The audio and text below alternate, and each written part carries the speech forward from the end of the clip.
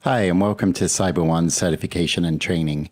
If you're here for training today, but you'd like to learn more about how you can be certified as a CyberOne expert, then you can contact your account manager or just email us at support@cb1security.com.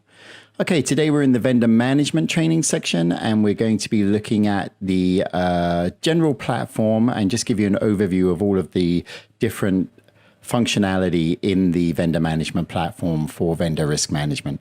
Okay, so let's start by getting into our management platform. Okay, so here we are in the management platform, and as you can see, I'm in the vendor management module, and I'm just going to give you a brief overview of all of these different segments here in our list tabs menu. So first, let's go to our vendor tab. This is where we upload and keep all of our vendor records. And if we just go into a vendor record, which we can do by searching or just going down the list view, you can see that this is where we can onboard vendors. This is where we track all of the activity related to the specific vendor. And we can build out the vendor management program from these records, and they basically match to these different activity tabs along the top here, as you can see. So once we've onboarded our vendors, we can create engagements. So engagements are the activities or contracts that the vendor is fulfilling for the organization. And of course, we can do risk management and or send out assessments on these engagements as well. The contacts list, then, we always keep this in the modules because we need to make sure that we have our vendor contacts added. These are kept in the vendor record as a primary contact, the person that we're going to reach out to for assessment. And these primary contacts for the vendors must be listed and registered as contacts in the CyberOne system. To do this, see our Getting Started training section, which tells you how to register contacts on the system.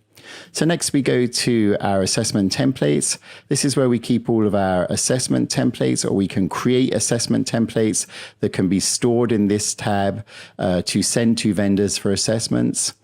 And then next along, then you'll see that here is where we send our assessments. In the assessments tab, this is where we can see all the assessments that have been sent out and their due dates. And then once those assessments have been sent out, in the targets section, we can actually monitor who they were sent to and the status of that assessment. So when they've been responded to. So in this case, these are the ones that are still open, awaiting response when the status is open. These are ones that have been submitted for review.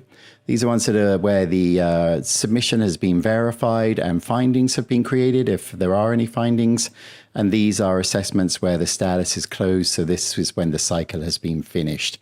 So as you can see, our target could be a vendor, or it could be an engagement in this case. And then one of the things we can also do is we can see the assessment answers, all of the assessment answers in this record here. And we can see that by the target and see how they've responded. Or to verify and validate the assessment results, what we do is we actually easier to go into the assessment target record, and we can click on results when those assessments come in. So let's find one that's actually been submitted.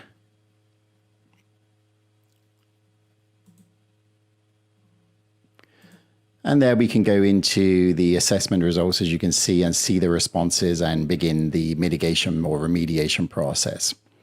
So findings then are also available for view in the vendor management module.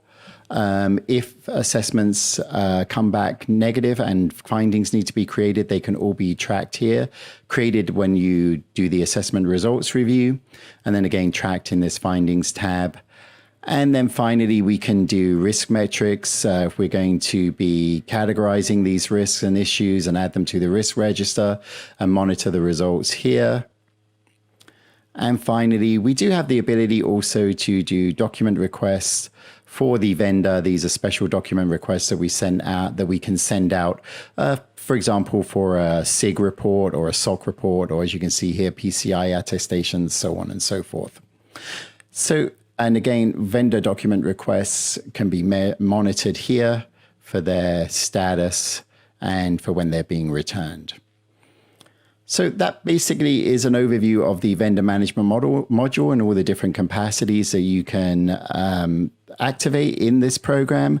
So a full assessment process. And then the one thing we didn't mention because it's not in a tab, but also beyond the traditional assessment process, and we go into this in the training. If we go into one of our vendor records again, beyond the traditional risk assessment process that is basically mapped out here in the different tabs, we can also do continuous risk monitoring or AI risk assessment through our integration with BitSight or Whitehawk. And we can add, as you can see there, BitSight reports into these different vendor records to track and monitor external risk on a continuous and ongoing basis. So that gives you an overview of the vendor management module, and now we'll go into the specific training sections where you can see how each of these different workflows come together. So that concludes our training for today.